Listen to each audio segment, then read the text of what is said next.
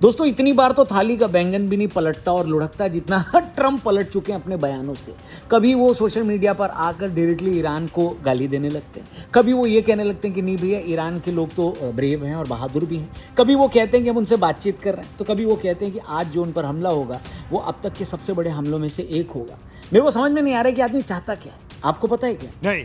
खैर सबसे पहले मैं आपको एक सोशल मीडिया पोस्ट दिखाता हूँ। ये पोस्ट बिल्कुल भी फेक नहीं है, ये सचमुच दुनिया के सबसे पावरफुल देश अमेरिका के राष्ट्रपति का बयान है, जहां वो गाली गलौज पे उतर आए हैं।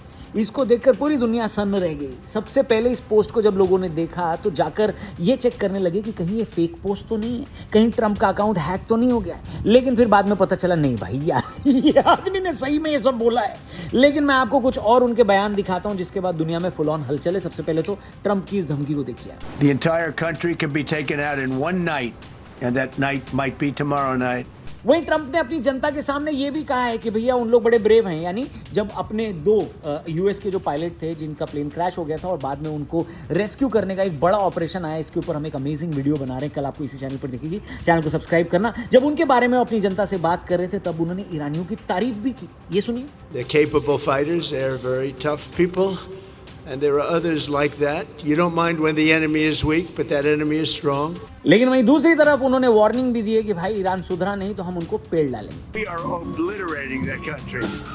And I hate to do it, but we're obliterating, and they just don't want to say uncle.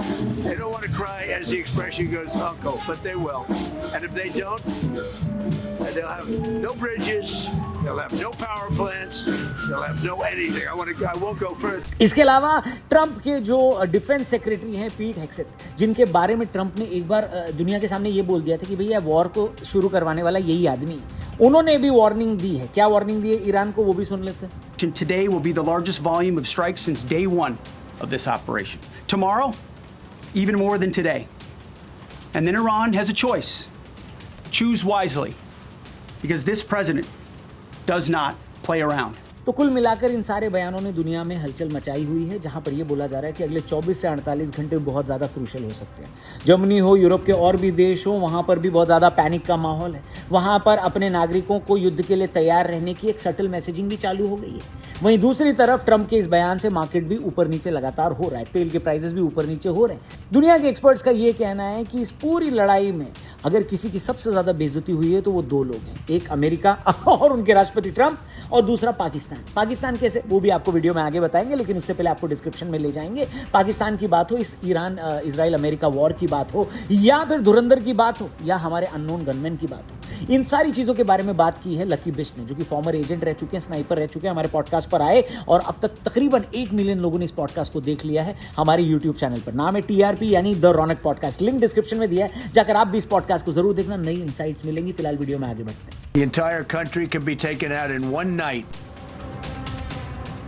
दोस्तों एक्सपर्ट्स का ये कहना है कि इस लड़ाई में अगर किन्हीं दो लोगों का सबसे ज्यादा नुकसान हुआ है तो एक तो है अमेरिका और उनके राष्ट्रपति ट्रंप, और दूसरा पाकिस्तान। पाकिस्तान कैसे, वो भी समझ लेते हैं। इस वक्त पाकिस्तान की हालत इतनी ज्यादा खराब है, महंगाई चरम पर है, तेल के दाम इतने ज्यादा बढ़ रहे हैं, या तो तेल लोगों को मिल नहीं रहा है। अब खबर आ रही है कि वहां पर पार्शियल लॉकडाउन भी लगा दिया गया है।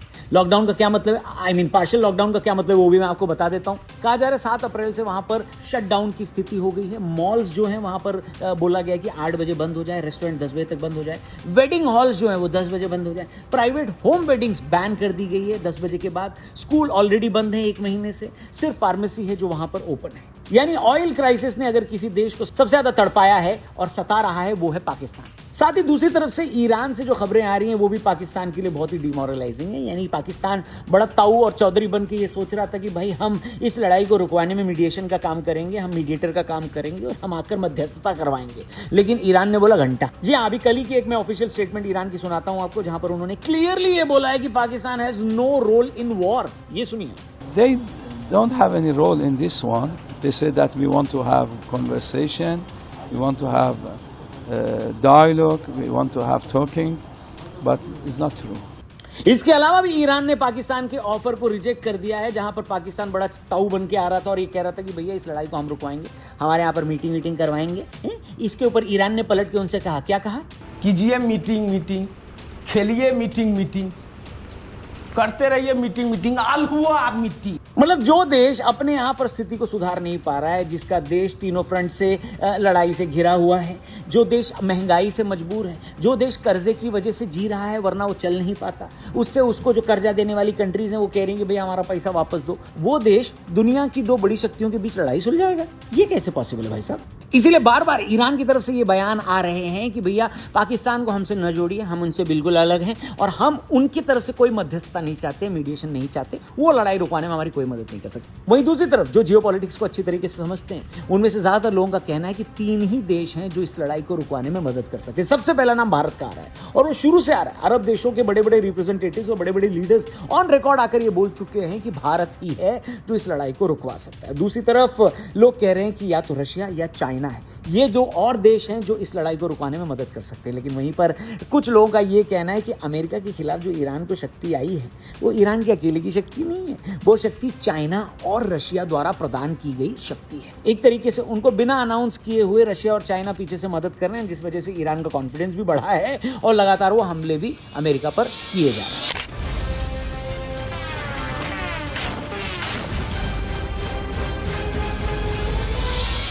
एक्सपर्ट्स ये भी कह रहे हैं कि अगर दुनिया की ये 3 शक्तियां आपस में एक हो जाएं, यानी RIC, इस ग्रुप के बारे में हमने अपने पहले पॉडकास्ट में भी बात की हुई है हमारे एक्सपर्ट से, यानी रशिया, इंडिया, चाइना, ये कोलैबोरेशन अगर और इंटैक्ट हो जाए, सॉलिड हो जाए, तो बाकी की कंट्रीज हिल जाएंगी, इनफैक्ट हिल चुकी हैं। वही अमेरिका की हालत क्या है वो सबको पता है, यूरोप में भी पैनिक है, अरब देशों की हालत तो वैसे ही टाइट है, आपको मालूम ही है। कुल मिलाकर नाटो कंट्रीज भी अमेरिका से खुश नहीं है और अलग होने की ये सारी अफवाहें और बातें चल रही हैं। यानी एक तरफ जहां पर वर्ल्ड ऑर्डर बिगड़ा हुआ है, बैलेंस बिगड़ा हुआ है, वहीं दूसरी तरफ एक कंट्री है जिसको सब देखते हैं कि मीडिएशन करने के लिए सबसे एप्ट है, यानी कि भारत ही है वो जो इस लड़ाई को रुकवाने में सक्षम है। और वहीं दूसरी तरफ दुनिया की और 2 बड़ी शक्तियां यानी रशिया और चाइना अगर भारत के साथ मिल जाएं तो एक ऐसा कॉम्बिनेशन बनता है जो अमेरिका के गुब्बारे में जो छेद हुआ है उसकी पूरी हवा निकालने के लिए काफी है। इसीलिए ट्रंप अपनी जनता को कॉन्फिडेंस देने के लिए हर दिन ऐसे बयान देते हैं जो सिर्फ चर्चा में आए, सुर्खियों में बने रहें। कभी कहते हैं कि ईरान से हमको बातचीत करनी है, कभी दूसरी तरफ कहते हैं कि भैया उनके ऊपर आज हम ऐसा अटैक करेंगे जो आपने डे 1 से आज तक इतना बड़ा अटैक देखा ही नहीं होगा। यानी वो खुद अपनी बात से लगातार पलटी मार रहे हैं, इसलिए उनको खुद ईरान भी सीरियसली नहीं ले रहा और ईरान उनके नाम के कार्टून बनाकर सोशल मीडिया पर खूब वायरल कर रहा है। कुल मिलाकर पैसों और टेक्नोलॉजी के लेवल पर अमेरिका का लॉस तो है ही, साथ में नैरेटिव के लेवल पे भी अमेरिका का बहुत बड़ा लॉस है, ऐसा एक्सपर्ट्स बोल रहे हैं। आपकी ऑब्जर्वेशन क्या है? कमेंट करके जरूर बताइएगा। आपको लगता है कि जो इतनी धमकी ये राष्ट्रपति ट्रंप दे रहे हैं, क्या इतना बड़ा हमला वो सचमुच ईरान पर करने वाले हैं? इसका मार्केट पर क्या असर पड़ेगा वो भी देखने लायक होगा। लेकिन एक चीज जिसके ऊपर हम एक स्पेशल वीडियो बना रहे हैं वो मैं आपको बता दूं, यूएस का जो रेस्क्यू ऑपरेशन था उसे दुनिया के सबसे खतरनाक रेस्क्यू ऑपरेशंस में से एक बताया जा रहा है। वो जो 2 F-15 जेट्स को ईरान की मिसाइलों ने मार गिराया है और उससे जो 2 यूएस पायलट्स गिरे थे ईरान की धरती पर, एक को तो आसानी से निकाल लिया गया था लेकिन दूसरे के लिए बड़ा ही कॉम्प्लेक्स, बड़ा ही जटिल रेस्क्यू ऑपरेशन किया गया था। उसके ऊपर पूरा एक्सप्लेन करते हुए कि वो हुआ कैसे, एक वीडियो हम बना रहे हैं, आपको जल्दी हमारे इस चैनल पर ये वीडियो दिखाई देगी। उसको देखने के लिए चैनल को जरूर सब्सक्राइब करना। फिलहाल जाने से पहले मैं आपको वो ट्रेलर के साथ छोड़े जाता हूं जहां पर farmer spy, agent and sniper रहे लकी बिस्ट के साथ हमने बात की है धुरंधर पे, अननोन गनमैन पे और ईरान अमेरिका इजराइल वॉर पे भी। कुछ ऐसी इनसाइट्स हैं जो आपको बहुत इंटरेस्टिंग लगेंगी, इसलिए इस पॉडकास्ट को जरूर देखना। लिंक डिस्क्रिप्शन और पिन कमेंट में दिया है। TRP यानी द रौनक पॉडकास्ट चैनल का नाम है। फिलहाल ट्रेलर देखिए, मिलते हैं जल्दी। चैनल को सब्सक्राइब करना। जय हिंद। घर की याद नहीं आई तुझे लक्की? ये अननोन गनमैन और कितनों को मारने वाला है अभी? एक भी ऐसा दुश्मन जिसने इंडिया को थ्रेट देने की कोशिश करी, वो जब तक एक भी जिंदा है तो हिंदुस्तान ने एक वादा किया है सर। हिंदुस्तान ने ये बोला है कि तुम दुनिया में कहीं भी रहो, तुम अपनी कुदरती मौत नहीं मरोगे। सो अननोन गनमैन आपका है या आपने वहां से भी हायर किया हुआ है? कभी अननोन गनमैन ने इंडिया के सबसे बड़े दुश्मन हाफिज सईद पर अटैक करने की कोशिश की है क्या? पूरी गाड़ी में एक्सप्लोजिव लग चुका है। अब जैसे एक्सप्लोजिव लगता है एक कॉल आता है, सस्पेंस कॉल। बोला एक काम कर दो, 100 kg आता उसमें से। बोला सर टारगेट बच जाएगा। बोला नहीं, आज इसको वो मौत दिखाओ कि ये जीवन में कभी भी हिंदुस्तान के अगेंस्ट बोलने की हिम्मत ना करे। अच्छा, मेजर इकबाल को धुरंधर मूवी में घंटे का मेजर इकबाल भी बोला गया है। ये बंदा असली में भी वैसा ही था क्या जैसा दिखाया? आपने कभी आदमी की खाल को निकलते हुए देखा ऐसे करके, छीलते हुए? मेरे पास एक वीडियो थी, उस वीडियो के अंदर पता है क्या कर रहे हैं? चापर से आदमी की खाल को ऐसे निकाल रहे हैं जैसे हम लोग लौकी नहीं छीलते हैं, कद्दू अद्दू। जिंदा आदमी का। आपने एक बार बोला कि दुनिया में कोई भी वॉर कहीं भी हो, ये 4 औरतें हैं जो इस वॉर के लिए जिम्मेदार हैं। कौन है वो 4 औरतें? मैं अभी भी कह रहा हूँ ट्रम्प कोई एजेंट नहीं है सर। जैसे हम पुतिन सर के उसमें और ट्रम्प के उसमें आए तो धरती आसमान का फर्क है। आपने ट्रम्प को ट्रम्प बोला, पुतिन को पुतिन सर बोला, हाँ। ये क्या है? नहीं सर देखो, आपकी सबसे वर्ल्ड मीडिया को कौन मैनेज करता है? दुनिया की सारी मीडिया को एक जगह बुलाया गया था और पूरी दुनिया की मीडिया को बुलाया था कि क्या लिखना है। किसने बुलाया? Capsule is the code word of suicide bomber. अब कैप्सूल बोल। कैप्सूल चाहिए। और ये कहाँ का कोड वर्ड है? ये अपने अफगान का कोड वर्ड है कि कैप्सूल तुम्हें कौन सा चाहिए। अब सबसे बड़ी चीज कि सुसाइड बॉम्बर भी पहली बार पता चला कि सुसाइड बॉम्बर की भी अलग अलग कीमत। जो 4 महीने से मरने की ट्रेनिंग ले रहा है उसकी कीमत सस्ती, जो 3 साल से मरने के लिए बैठा हुआ उसकी कीमत ज्यादा। अच्छा, ये रेट कार्ड है उनका? रेट कार्ड है। बोला जा रहा है कि इसी महीने में इंडिया कुछ बहुत बड़ा करने वाला है, क्या है वो?